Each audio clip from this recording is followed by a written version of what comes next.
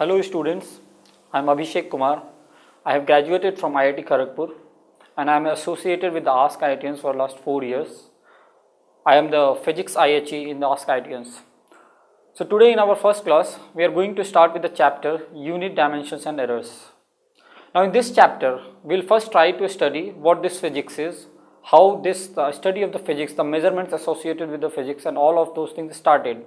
What were the difficulties that the scientists faced at that time and how they tried to resolve it.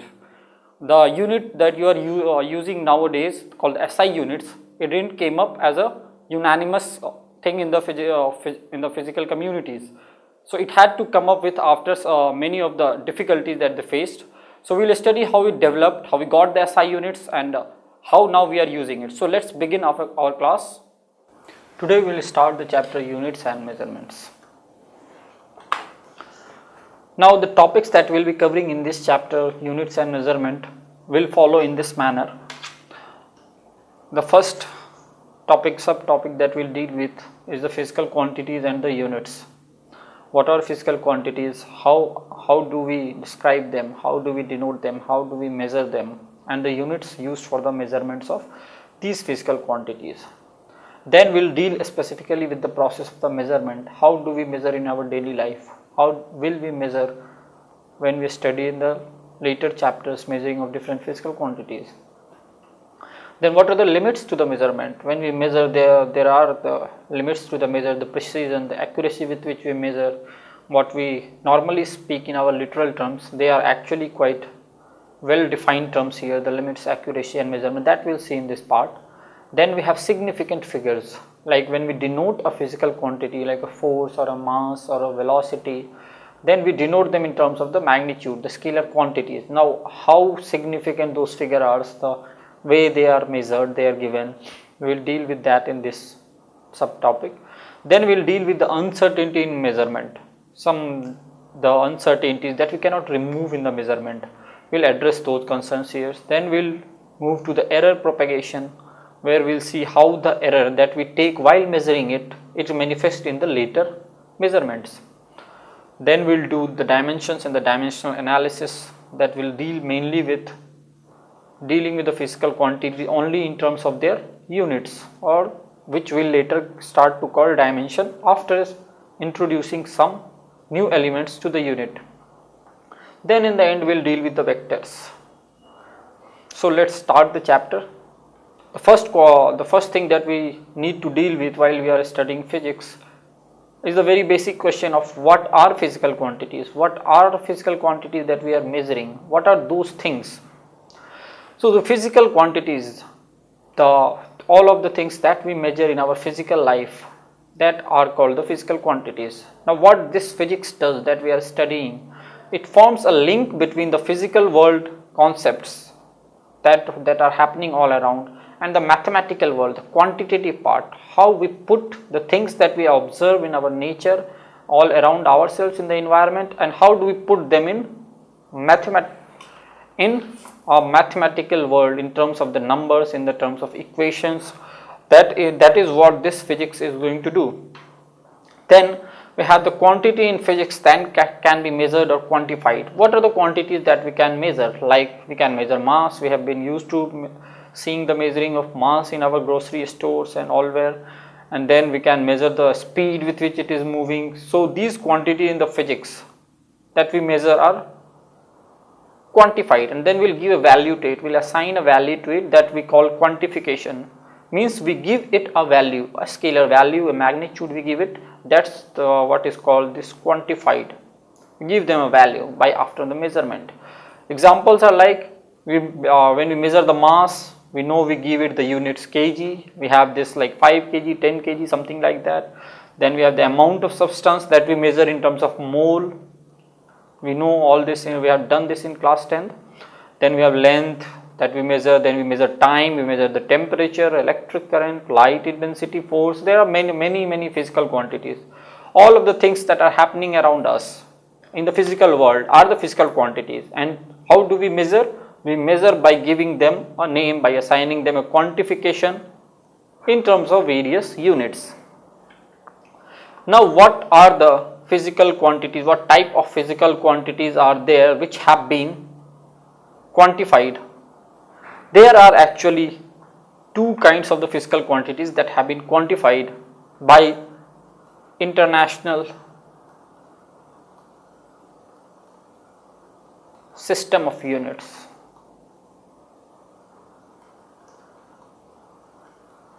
What we call now, which you must have seen in your junior classes, that we have been used to saying SI units. These SI units are the units that have been assigned by this body. This body was found by the scientists all over the world to give it a standard value to a particular physical quantity. Like for a mass, we have given kg. So this 1 kg, measurement is same anywhere on the globe, be it in the US or be it in the India. At every place the weight, the mass of this 1 kg thing, whatever it is same. It will measure the same mass if you take it at a different place on the globe. So how to standardize it? Because earlier, as we know, we had many different system of units that were followed by people in their respective localities, in their respective countries. Like you must have heard of pound, you must have heard of inch. So these were the units, this pound and units, these were the units that were used by the Britishers. The Brits used it in for their own measurements. So they were like non-standard. A person sitting in France or a person sitting in India had a totally different set of units for measurement of mass. For mass, here we measure the weight in terms of pound. Then we had in France, we have a different unit system that will measure 1 pound will be something different, and suppose I am taking x units, 1 x will be something else. So it was very difficult for a scientist who is residing in Britain and a scientist who is residing in France to communicate between themselves. So there was felt a need that we should have a standard system of units, an international system of units that would be followed by people all over the world, so that there won't be problem between the scientists communicating between each other, between any discoveries that happen, between any invention that is being made. All of the thing can be quantified in a manner that will be understood in the same manner by each and every people on the earth. And hence this international system of units came into being, and the units that it defined are now called SI units. Now these SI units, they are actually of the two types. They are fundamental and derived. When we say fundamental, we mean these are the basic structures of the units that we will be using, like kg. This is the most basic unit for mass. This is called a fundamental unit. Now, like we know velocity.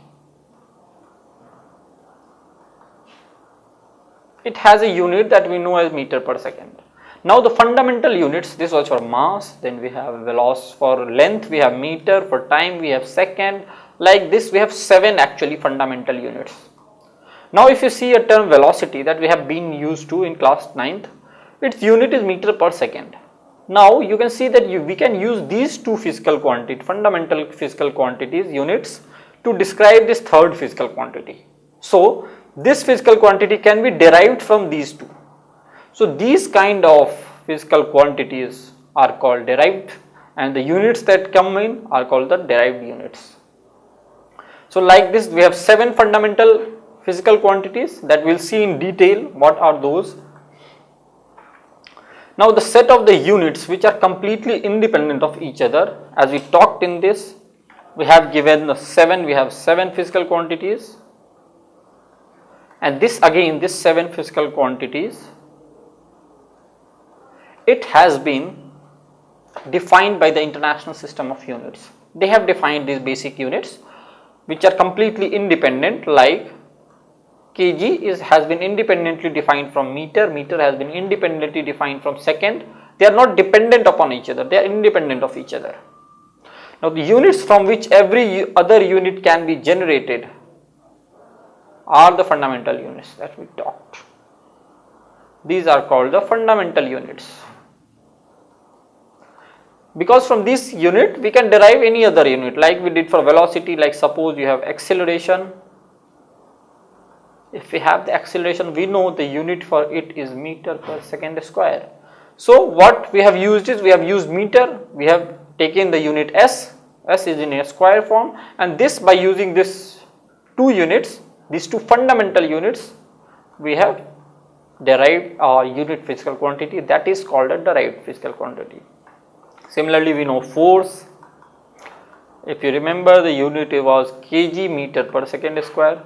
So here we need the unit of mass, we need the unit of length, then we need the unit of time, and by combining these we can define this third physical quantity, which we will call the derived physical quantity. Now what are these 7 physical quantities that we have been talking? And as we know that this have been defined by the international system of units. So the first most standard system of units that we have been used to in our earlier classes is meter. Now we have been used to using meter for length, but how has it been defined?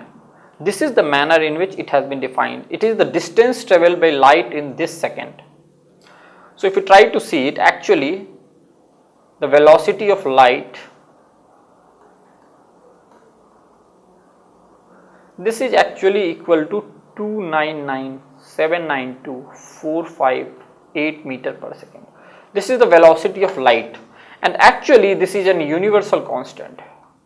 This is a universal constant.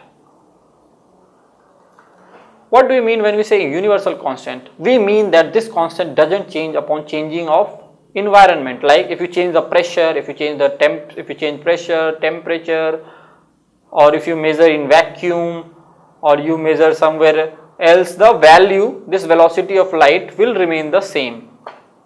This is same in vacuum. This is velocity of light in vacuum. This will remain the same even if the temperature is 40 degrees Celsius or 30 degrees Celsius, the velocity of light remains the same. If someone measures it from the Mars, or someone measures it from Jupiter, or from someone Earth, everyone will find out that this is the velocity of light. So what they have done is that they have taken this velocity. Now the velocity is unit of meter per second. That means that the light goes this much meter in 1 second. It goes this much meter in 1 second. So it will go 1 meter in 1 by this second. This is how it has been defined. 1 by 299,792,458 second. The time in this time the light will go a distance of 1 meter. Now the second physical quantity that is also quite common is mass, that is kilogram. Its unit is kg. It is the mass of a specific platinum iridium alloy cylinder that has been kept in the International Bureau of Weights and Measures at Severs, France. Now this is a specific, as has been written here, platinum iridium alloy. This is actually alloy. This is a platinum iridium alloy. PTIR alloy. This is like this, a block of platinum iridium alloy. It has been kept here in the Bureau of Weights and Measures, and the mass of the block that is kept at this place in France, this mass is 1 kg. So suppose if a person from India goes there and he wants to measure the mass of his block, and he wants to tell how much is the weight, what he can do is he can take this, he knows this is suppose this is 1 kg, then with respect to this he can measure it, and suppose it is 1.5 kg, he finds that this is 1.5 times heavier, that means its mass is 1.5 kg, and that's how all over the world the mass has been done. Now the third common unit is the second. Now what is this second? How has it been defined? It is this oscillations of cesium atom. Now it will be difficult for me to convey what exactly this means. This is actually the time this many oscillations actually take place in 1 second. Okay, in this many oscillations take place in 1 second. So actually if you try to see it reversely, in 1 second actually 1 by this whole number thing happens, and so from this has been defined, because for a cesium atom, now this oscillation happens when there is a transition of electrons. So it has been taken from there, which is a constant again, it does not changes, that factor has been taken here and used to define time. Now the fourth one is the temperature, and the unit we know is Kelvin. Now the unit we have been used to very commonly using are the degree Celsius and degree Fahrenheit. Now these are not the standard units. Fahrenheit and Celsius, they are not standard units. The standard unit is Kelvin, the SI unit that we call now. This has been defined. This is the fraction of 1 by 273.16 of the thermodynamic temperature of the triple point of water. Now what does it exactly mean? I may not be able to convey this at this point of time in our lecture. What this triple point of water is the temperature at which both the ice, the water and the vapor, all of these three are in equilibrium at this temperature, and this temperature is a constant. Constant, by constant I mean it does not changes with pressure, temperature or anything. Even if you are measuring it in a different temperature, this will still be this. You can measure it and the value will come to be the same. This point is independent of this pressure and temperature. This will always occur at that particular temperature, and from there it has been defined. Now the fourth one is relatively new. This is current, but we have seen this in class 10th. Its unit is ampere. What is ampere? How has it been defined? It is defined by this, that the current that flows with electric charge of 1 coulomb per second. Now if you remember, the current we have was charge flowing per unit time. So 1 coulomb charge, if it flows in 1 second, has been defined as 1 ampere. This is how this has been defined. Now the charge on the electron, we know that is a constant. From there we can get coulomb. We know 1.602 into 10 to the power minus 19 coulomb is the charge on one electron. So one electron has this much charge, 1 coulomb has this much charge. So from there this has been defined. Now the next one that you haven't seen till now is the luminous intensity. And this luminous intensity, to give you a vague idea, you can see it from here, the word luminous. This is for a body that is emitting radiation, like a bulb. Suppose this is a bulb, this is emitting radiations. So this is emitting energy, you can say it, or light. Light is a form of energy. So it is emitting this energy, and so if you have to calculate intensity, means the energy that is falling in a particular area in a unit time, you can find out using this. For this the unit is candela. Now the luminous intensity in a given direction that emits monochromatic radiation. Monochromatic means it's only one radiation, like white light that we see, it has 7 colors. So it's not monochromatic, every color has its wavelength, so it's not monochromatic. So this is a monochromatic radiation whose frequency has been given, clearly a specified frequency which makes it monochromatic, only one frequency, and that has a radiant intensity. It has been defined in terms of intensity. That we will see later what this intensity is, but this is the quantity that you haven't seen, this is a new quantity. Then we reach now at derived quantities. Now we have seen what this derived quantity is. The derived quantities are quantities that have been derived from the fundamental units. Fundamental units are the 7 units that we have defined here. Using these 7 fundamental units, we define the derived quantities.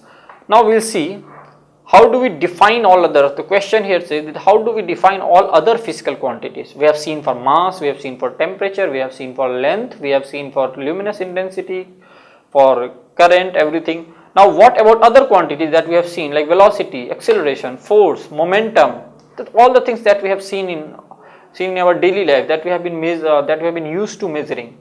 How to describe those physical quantities? These are the quantities that are called derived quantities. We actually derive them from the fundamental quantities, the 7 fundamental quantities that we have defined. What we do is that, how do we reach at that? We use an equation that connects the quantity whose units we wish to define with fundamental units. Like suppose I told you what is the unit of force, how to get there. So we know that the formula for the force is mass into acceleration. We have studied this in class 9th. Now the unit of mass is, we know, kg. The unit of acceleration, this is multiplied with this, so the unit of acceleration is meter per second square. So the unit of force is kg meter per second square. This is how we get to the unit of a derived physical quantity.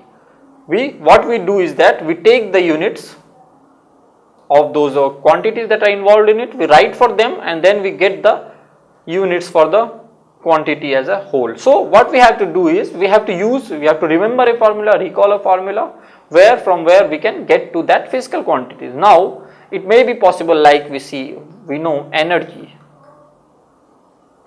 Now someone remembers the formula for potential energy, suppose mgh. Someone else remembers the formula for kinetic energy. Now which way to go and which will be correct? So you don't have to bother about it. Actually, since both are energy, the unit that you will reach to will be the same for both. We can see it here. Mass is kg, g is meter per second square, and then you have height is meter. So the unit that you get is kg, meter into meter is meter square per second square.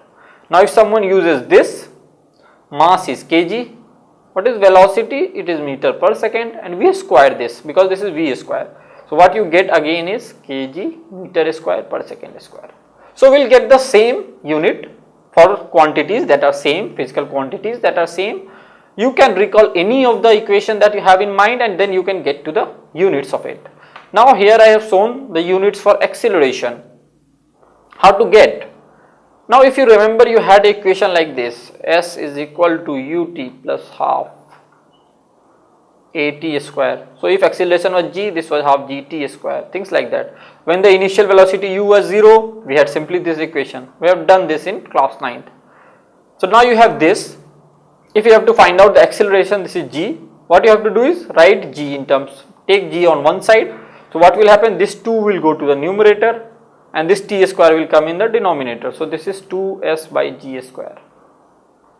Now this is what 2s by t square, sorry, this is t square. Now we put, there is no unit for 2, as we know the constants don't have a unit. 1, 2, 3, 4, 1 by 4, 7 by 3, all these are numbers, fractions, they don't have a unit, they are dimensionless or unitless, you can say, at this point of time before we discuss dimension. Now you can put it for s, it is meter, this is time is second, this has been squared, so this is meter per second square. This is the unit for acceleration.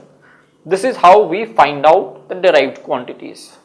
Now these are some of the derived physical quantities that have been derived using the fundamental physical quantity, like the volume we know this is meter cube, this is meter into meter into meter. Meter was the basic fundamental unit that has been used here. Now if you go to density unit, we know it is kg per meter cube. This is the fundamental unit for mass, this is for length. These two physical quantities have been used here to describe this third physical quantity is density. Similarly, speed we know Newton is for the force, kg meter. We have a SI unit also as Newton. Even this is the correct unit. Newton has been given, the name has been given to honor the scientist. So you can use either this or this, both are correct. Then similarly for joule, this is energy, you can write this as the SI units, or this, both are correct. Then you have Pascal, which is for the pressure, its unit is kg by meter second square. So in our last class we studied what are the physical quantities, what were the fundamental quantities that the scientific community defined for their convenience, and the derived quantities, how we got the derived quantities from the fundamental quantities. So in the next chapter that we will do in the next session, we will start with the measurements in the physics. So till then, stay tuned for more of the videos. Thank you.